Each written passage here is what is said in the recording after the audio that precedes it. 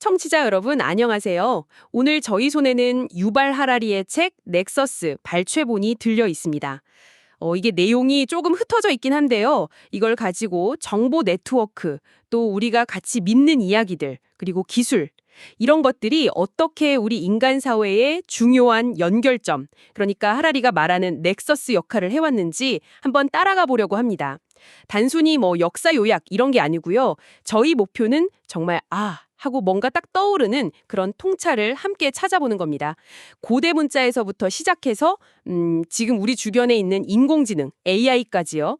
이런 연결망들이 인간의 협력이나 갈등, 또 우리가 현실을 어떻게 보는지 여기에 미친 영향을 한번 핵심적인 사례들을 통해 파헤쳐보죠. 준비되셨나요? 자, 그럼 바로 한번 들어가 보겠습니다. 첫 번째로 볼 부분은 바로 이야기의 힘입니다. 혹시 켄달 헤이븐의 스토리 프루프 연구 들어보셨어요? 아, 네네. 그 유명하죠. 이게 뭘 보여주냐면 이야기가 그냥 사실을 쭉 늘어놓는 것보다 정보를 기억하고 이해시키고 심지어 설득하는 데 훨씬 더 강력하다는 거예요. 연구를 한 120개 넘게 분석했다는데 결론은 우리 뇌가 약간 딱딱한 데이터보다는 잘 짜인 이야기에 본능적으로 더 끌리도록 되어 있을 수 있다는 거죠. 맞습니다. 그게 정말 놀라운 점이죠. 단순 정보 전달 효율성을 넘어서는 거예요. 그렇죠. 세상을 보는 방식 자체를 맞는다는 거니까요. 네. 그리고 그 이야기의 힘이 가장 잘 드러나는 형태 중 하나가 바로 종교 경전 아닐까요? 종교 경전이요? 유대교의 타나크나 미슈나, 기독교 성경 같은 정경, 즉 캐넌이라고 부르는 것들이 그냥 하늘에서 뚝 떨어진 게 아니거든요. 어떤 이야기가 공식 경전으로 인정받을지 그 과정 자체가 수세기에 걸친 아주 치열한 논쟁 그리고 사회적 합의의 결과물이었어요. 예를 들면 20세기 중반에 발견된 사해문서 있지 않습니까? 네네, 들어봤어요.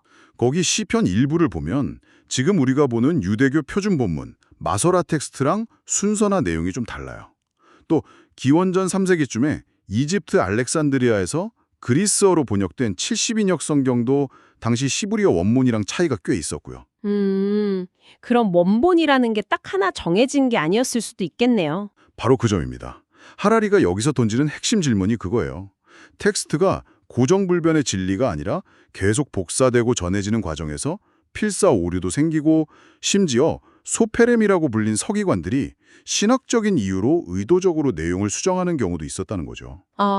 의도적인 수정까지요? 단순 실수가 아니라? 네, 단순 오류를 넘어서는 교정까지 포함해서요.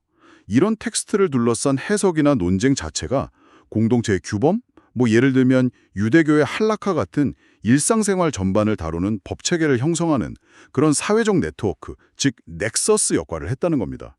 근데 흥미로운 건 힌두교에 보면 라마야나 이야기가 수백 가지 버전이 있는데 다 정당성을 인정받고 같이 존재하거든요. 오, 그건 몰랐네요. 그런 것처럼 하나의 전통 안에서도 꼭 단일한 텍스트만 고집하지 않았다는 점이에요. 다양한 해석과 버전 자체가 그 사회의 유연성이자 또 다른 연결망이었던 셈이죠. 그 말씀 들어보니까 텍스트라는 게 단순히 정보를 담는 그릇이 아니라 그 자체로 사회적인 합의나 권위를 만들어내는 어떤 엔진 같은 역할을 했다는 거네요. 정확합니다. 그런데 그 엔진이 항상 좋은 방향으로만 간 건 아니잖아요. 하라리가 지적한 그 15세기 말의 말레우스 말레피카룸, 마녀의 망치. 이건 진짜 들을 때마다 소름이 돋아요. 네, 정말 어두운 사례죠. 이 책 한 권이 당시에 유럽에 퍼져 있던 마녀에 대한 공포나 미신을 아주 체계적인 이론이랑 절차로 딱 정리해버렸어요. 마녀를 어떻게 찾아내고 고문하고 재판해야 하는지 아주 상세한 지침을 주면서 그 뒤로 거의 200년 동안 끔찍한 마녀 사냥을 정당화하고 막 불을 붙이는데 결정적인 역할을 했단 말이죠. 네, 그 파급력이 엄청났습니다. 최소 16판 이상 인쇄될 정도로 베스트셀러였다는데 와, 특정 믿음을 담은 텍스트가 이렇게 파괴적인 사회적 넥서스가 될 수도 있구나 싶어요. 비극적인 증거죠. 근데 이런 텍스트는 어떻게 그렇게 강력한 권위를 얻게 되는 걸까요? 그 권위는 사실 여러 요인이 복합적으로 작용한 결과라고 봐야 합니다. 일단 인쇄술 덕분에 이전보다 훨씬 널리 퍼질 수 있었고요. 또 당시에 종교적으로나 사회적으로 불안감이 굉장히 컸던 분위기하고도 잘 맞아떨어졌죠. 시대적 배경도 중요했겠네요. 네. 그리고 이게 라틴어로 쓰여서 당시 학식 있는 성직자들이나 법률가들에게 어떤 신뢰감을 주었을 가능성도 무시 못하고요. 정보 네트워크가 어떻게 진화해 왔는지를 보면 이런 텍스트의 힘이 어떻게 변해왔는지 좀 더 잘 알 수 있습니다. 초기 인류 사회는 글자가 없었으니까 구전, 즉 입에서 입으로 전해지는 이야기가 전부였죠. 그렇죠. 기억하기 쉽고 감정에 호소하는 이야기가 중요했겠네요. 맞아요. 그게 법이고 역사였던 거죠. 그러다가 문자가 발명되면서 혁명이 일어납니다. 기원전 18세기 함무라비 법전처럼 법이나 계약, 이야기를 돌이나 정토판에 딱 새겨서 보존하고 더 멀리 전파할 수 있게 된 거예요. 지식 축적의 시대가 열린 거죠. 아, 드디어 기록이 가능해진 거군요. 네. 하지만 동시에 빛과 그림자처럼 정보 접근을 통제하고 검열하는 힘도 같이 생겨났습니다. 특정 계층만 글자를 읽고 쓸 수 있었고 권력자들은 자기들한테 불리한 정보를 막거나 왜곡할 수 있게 됐죠. 정보 독점이네요. 그렇죠. 15세기에 영국에서 존 위클리프가 성경을 영어로 번역했더니 교회가 이걸 금지시킨 아룬델의 규약 같은 사례가 대표작입니다. 정보의 넥서스가 지식 확산 통로인 동시에 통제의 관문이 된 거죠. 와, 문자가 정보를 고정시키는 힘을 가졌다면 인쇄술은 그 고정된 정보를 그야말로 폭발시킨 거네요. 네, 아주 적절한 비유입니다. 구텐베르크 이후에 책이 대량 생산되면서 지식이나 사상이 이전과는 비교할 수 없는 속도로 퍼져나갔죠. 종교개혁도 사실 인쇄술 없이는 불가능했을 거라는 말도 있고요. 맞습니다. 핵심 동력이었죠. 이게 바로 지식과 사상을 연결하는 방식 자체를 바꾼 또 하나의 거대한 넥서스 혁명이었던 것 같아요. 그리고 시간이 흘러서 17세기 네덜란드에서 쿠란테 같은 초기 신문이 등장하면서 대중 매체 시대가 열립니다. 네, 새로운 국면이죠. 이후에 라디오, 텔레비전이 차례로 나오면서 여론 형성에 정말 엄청난 힘을 갖게 되죠. 단순히 소식을 전하는 걸 넘어서서요. 정치 저널리즘이 힘을 얻고 레닌이나 무솔리니처럼 언론인 출신이 혁명가나 독재자가 되기도 하고요. 이 사람들이 미디어를 어떻게 활용했는지 보면 이 새로운 넥서스의 힘을 일찌감치 간파했던 것 같아요. 네, 그 힘을 아주 잘 알고 이용했죠. 그렇죠. 이 대중매체라는 넥서스는 국가 건설이나 정치 선전에 정말 강력한 도구가 됩니다. 나치 독일이 라디오랑 영화를 이용해서 글라이혈퉁, 그러니까 모든 사회 조직을 나치 이념 아래 똑같이 만들려고 했던 것이나 네, 획일화 정책이죠. 스탈린 치하 소련이 언론을 완전히 장악하고 대숙청의 공포를 확산시킨 걸 보면 잘 알 수 있습니다. 정보를 통제하고 특정한 이야기를 계속 반복 주입함으로써 현실 인식 자체를 조작한 거죠. 무서운 일입니다. 1960년 미국 대선 때 케네디랑 닉슨의 TV 토론은 또 다른 면을 보여주죠. 아, 그 유명한 토론. 네, 라디오로 들은 사람들은 닉슨이 더 잘했다고 평가했는데 TV로 본 사람들은 젊고 활기찬 케네디한테 훨씬 더 호감을 느꼈다고 하잖아요. 맞아요. 이미지의 중요성이 부각된 거죠. 네, 메시지 내용뿐 아니라 이미지가 중요해진 겁니다. 대중매체 넥서스가 우리의 정치적 판단 방식까지 바꿔놓은 아주 상징적인 사건이라고 할 수 있겠죠. 그리고 마침내 우리는 지금 디지털 넥서스의 시대를 살고 있습니다.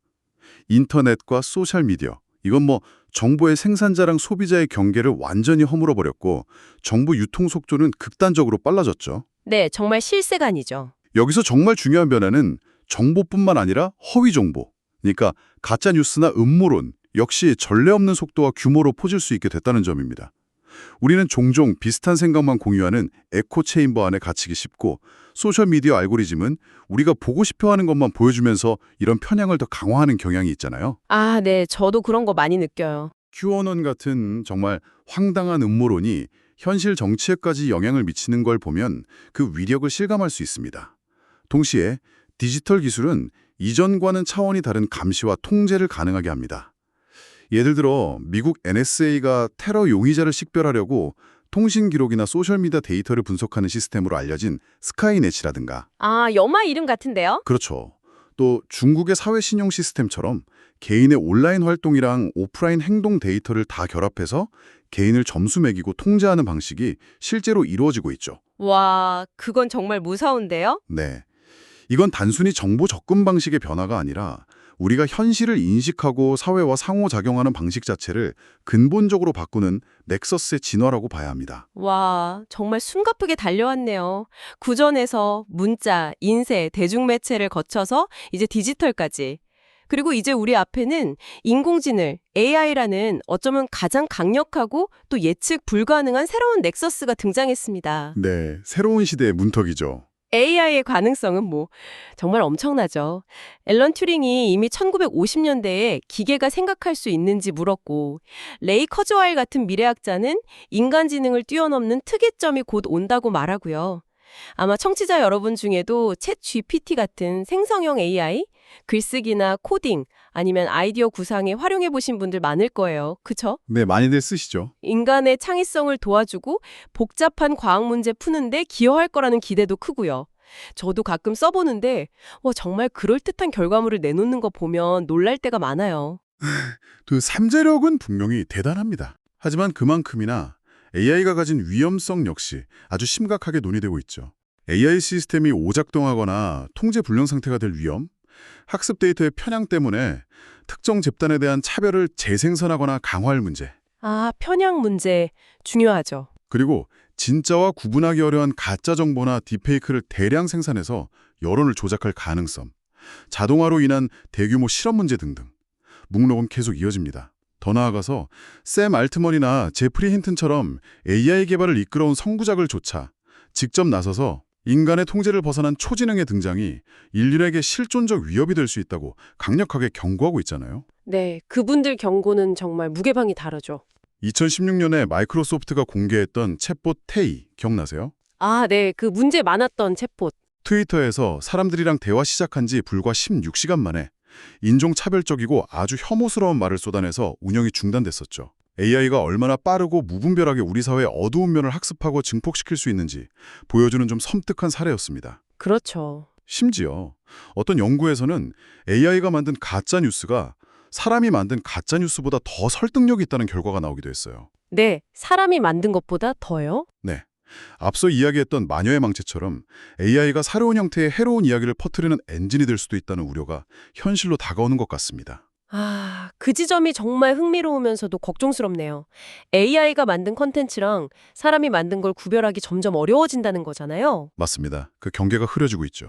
딥페이크 지수로 유명인 얼굴이랑 목소리 빌려서 가짜 연설 만들거나 사기치는 일도 실제로 벌어지고 있고요. 여기서 더 나아가서 AI 알고리즘 자체가 가진 편향성 문제도 심각하죠.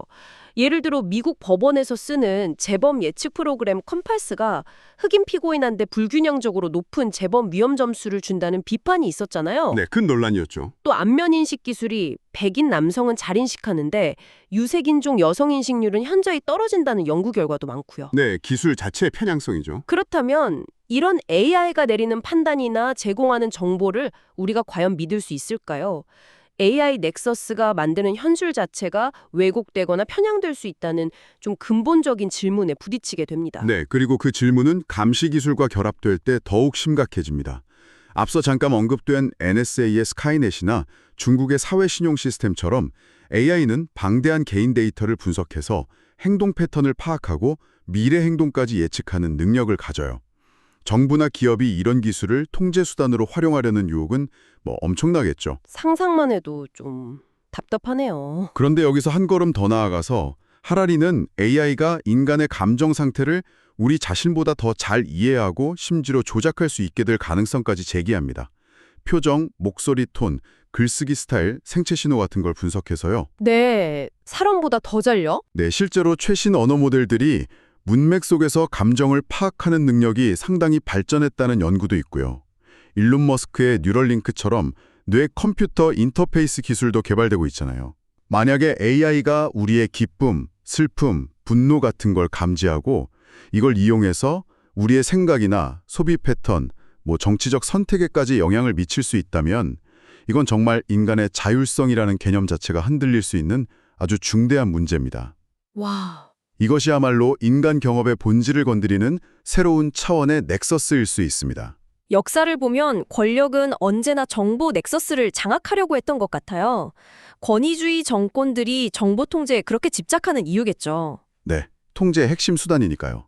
나치가 언론, 예술, 교육, 사회 모든 영역을 나치 이념으로 물들이놓고 했던 글라이크샬퉁 정책이나 스탈린이 반대파는 물론이고 수많은 사람을 숙청하면서 공포 분위기를 조성했던 걸 보면 알 수 있죠. 오늘날 북한처럼 외부 정보 접근을 극단적으로 차단하는 국가도 있고요. 그렇죠. 하라리는 현대의 포퓰리즘 정치 역시 소셜미디어라는 이 새로운 넥서스를 활용해서 정보를 왜곡하고 우리 편과 적을 명확히 가르면서 지지층을 결집시키는 방식으로 작동하는 경향이 있다고 분석합니다. 나치의 하나의 민족, 하나의 제국, 하나의 총통.